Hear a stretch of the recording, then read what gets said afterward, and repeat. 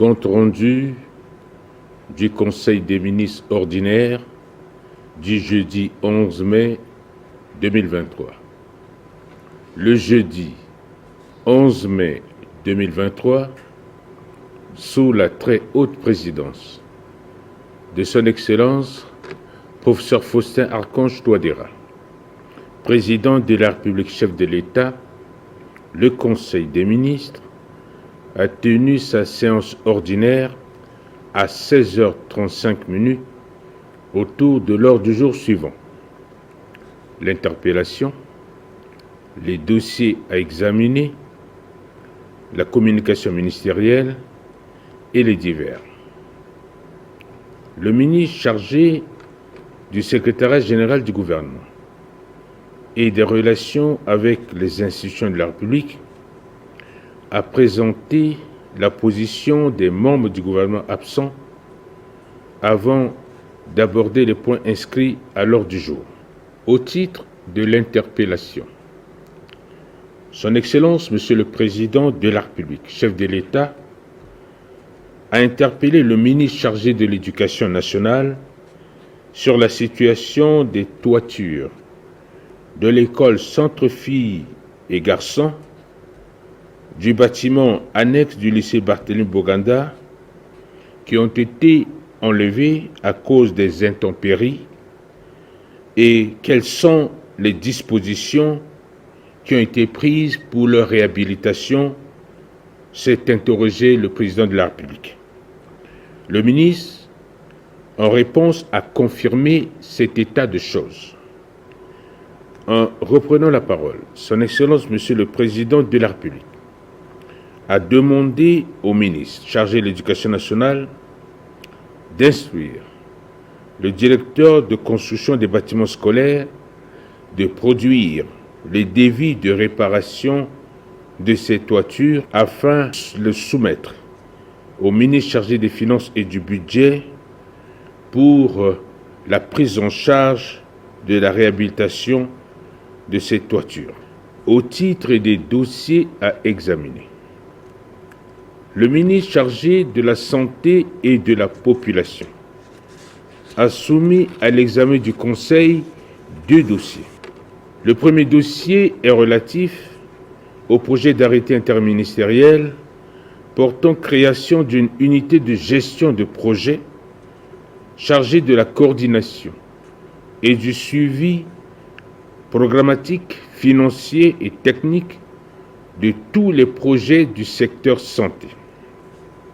Le ministre a indiqué que le système de financement de la santé en République centrafricaine est caractérisé par un ensemble désarticulé de mécanismes de financement et de procédures de gestion dans la mise en œuvre des investissements en faveur du secteur de santé.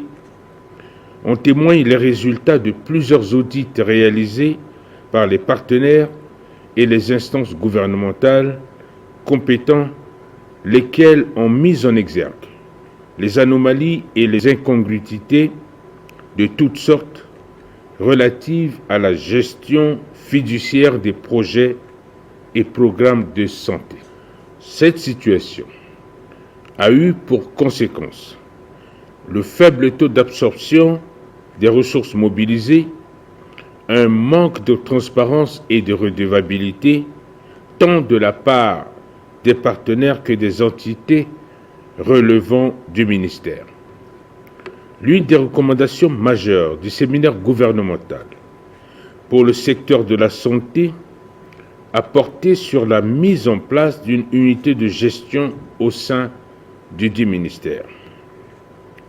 L'opérationnalisation de cette unité devait permettre d'améliorer la gestion et la maîtrise des flux de ressources financières provenant de toutes les ressources destinées au secteur de la santé et d'en assurer l'alignement sur les résultats du plan national de développement sanitaire en facilitant l'exécution optimale des fonds conformément aux conventions et procédures en vigueur dans le respect des règles de gestion des finances publiques.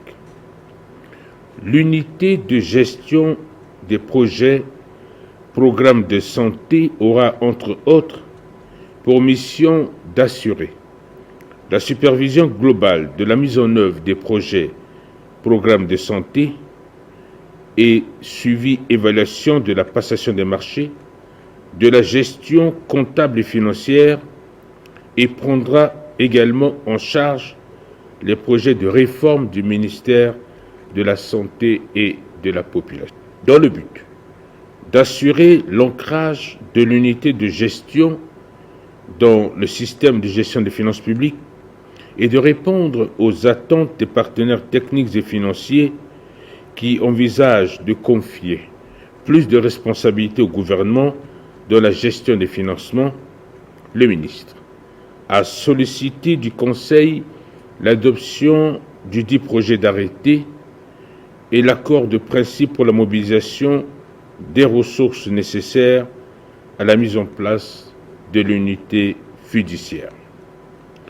En reprenant la parole, Son Excellence, Monsieur le Président de la République, chef de l'État, s'est interrogé sur le positionnement de cette unité par rapport au texte organique du ministère de la Santé ainsi que les sources de son financement. Au terme des débats très riches, le Conseil, tout en marquant son accord pour la création de cette unité de gestion, a instruit les ministres chargés de la santé et de la population, des finances et du budget, et celui de la fonction publique et la réforme administrative, de se concerter afin d'apporter quelques modifications aux dispositions des articles 7 et 9 en vue de mieux clarifier la mission de cette unité de gestion. Le second dossier est consécutif à la note portant approbation de la politique nationale de la chaîne d'approvisionnement en médicaments et autres produits de santé. Le ministre a indiqué que la disponibilité des médicaments de qualité, sûrs, efficaces et à moindre coût est indispensable à la réalisation de la couverture de la santé universelle. Le système national d'approvisionnement est l'un des maillons faibles du système de santé centrafricain. L'une des conséquences est la prolifération des médicaments de qualité inférieure, avec menace de la criminalité pharmaceutique, dont l'absence d'un système national d'approvisionnement est le point culminant du mauvais état de la santé de la population.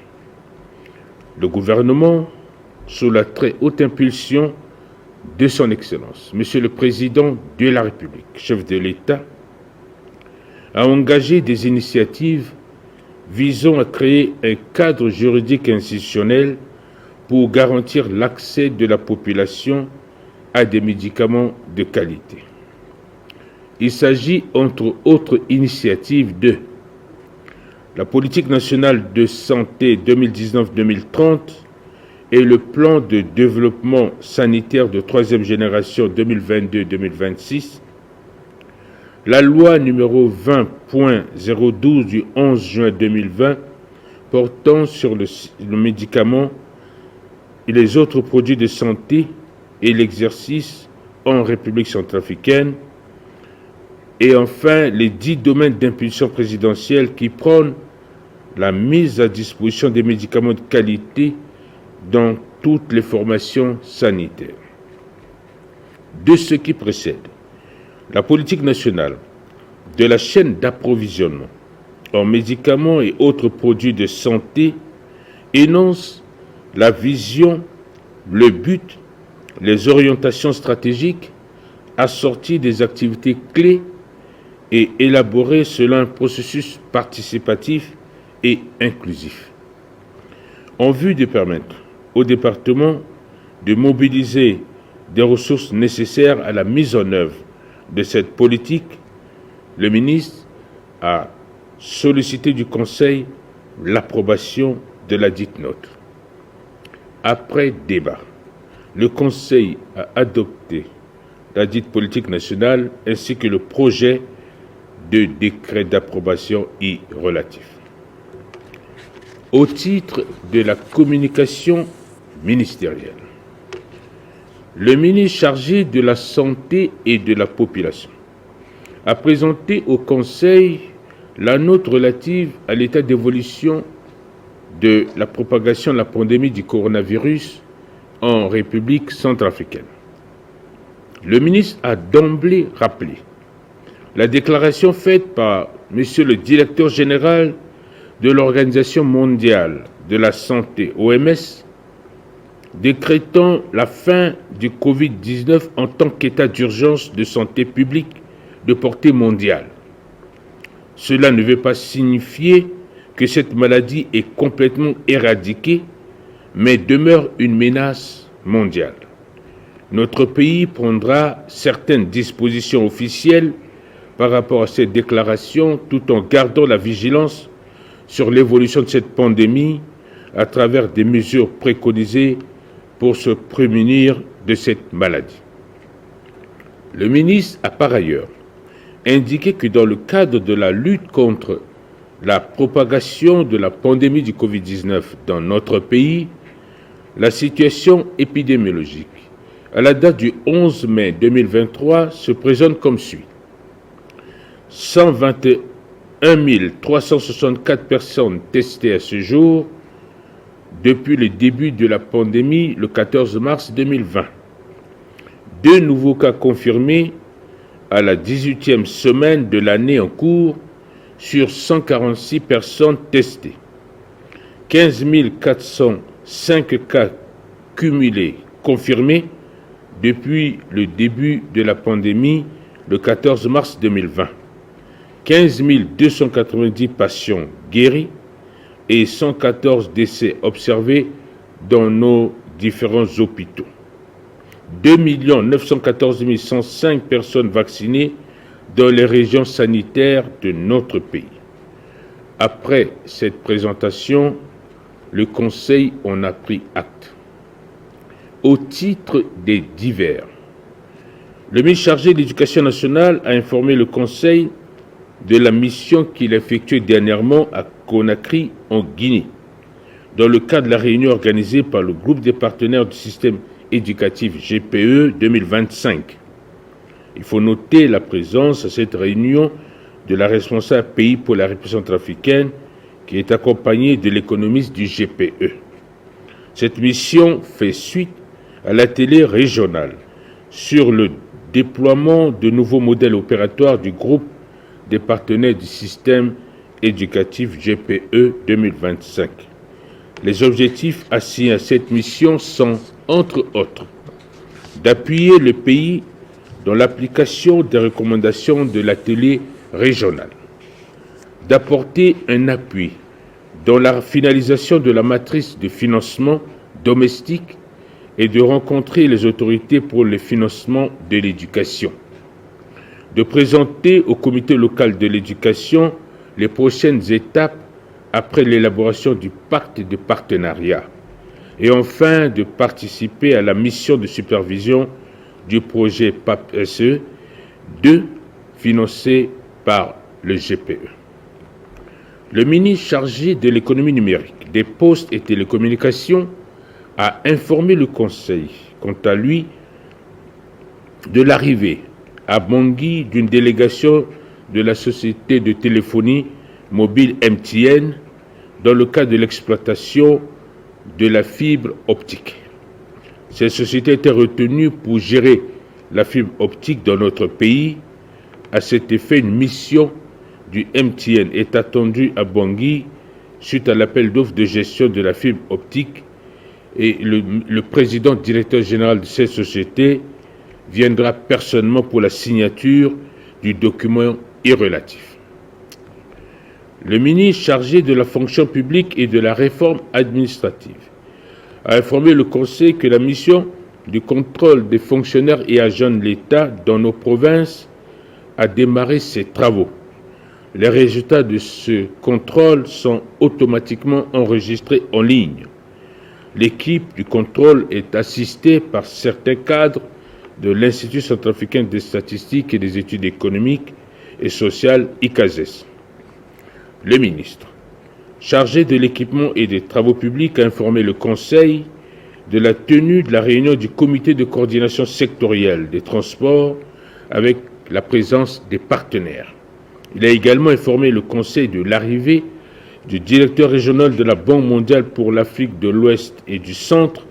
Cette visite rentre dans le cadre de la préparation des activités relatives au bitumage de la route Bossambélé-Bossangwa.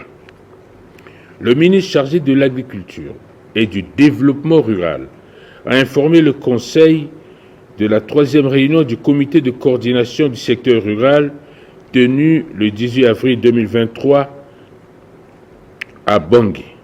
Le ministre a rendu compte également au Conseil de sa participation au Conseil d'administration de l'Organisation des Nations Unies pour l'alimentation et l'agriculture FAO du 24 au 28 avril 2023. Au cours d'une audience accordée par le directeur général de FAO en marge de cette activité, le ministre a eu à échanger avec son hôte de la question de la qualité des semences distribuées par la FAO, de la représentativité des cadres centrafricains au niveau central de cette institution, ainsi que du choix du nouveau représentant de la FAO en République centrafricaine. Le ministre a rappelé à son interlocuteur que la FAO met beaucoup l'accent sur les activités humanitaires. Il a souhaité que le regard de cette importante institution onusienne soit porté plus sur le développement à travers l'appui à nos agriculteurs. Enfin, le ministre a informé le Conseil qu'il a pris part au Salon international de l'agriculture du Maroc, tenu du 3 au 8 mai de cette année. Cette visite a permis de renforcer les liens de coopération entre les deux pays dans ce domaine. Une convention de partenariat a été proposée pour inciter les privés marocains, a conclu le ministre. Madame le ministre des Affaires étrangères, de la francophonie et des Centrafricains de l'étranger a informé le Conseil que du 5 au 9 juin prochain, une délégation du Comité des sanctions des Nations Unies séjournera dans notre pays. À cet effet, les experts nationaux faisant partie de l'équipe de rédaction doivent se réunir avant l'arrivée de cette délégation. Il s'agit des experts des ministères de la Défense, de la Sécurité publique, des Mines, de la Justice, de l'administration du territoire et des eaux et forêts. Le ministre chargé du secrétariat général du gouvernement et des relations avec les institutions de la République, en lieu et place du ministre chargé de l'administration du territoire, de la décentralisation et du développement local, président de la coordination intersectorielle de l'opération Kwatikoudro, a informé le Conseil que les activités de l'opération Kwatikoudro se poursuivront ce samedi 13 mai 2023 et se traduiront par le ramassage des ordures aux alentours du camp Kassai et du terrain municipal, le marché combattant, marché Yassimandi et le marché central, le nettoyage de l'hôpital de l'Amitié, les opérations de déguerpissement aux alentours du marché combattant jusqu'à l'entrée de l'aéroport. Les activités planifiées dans les différents arrondissements seront organisées par les maires d'arrondissement et les comités locaux mis en place.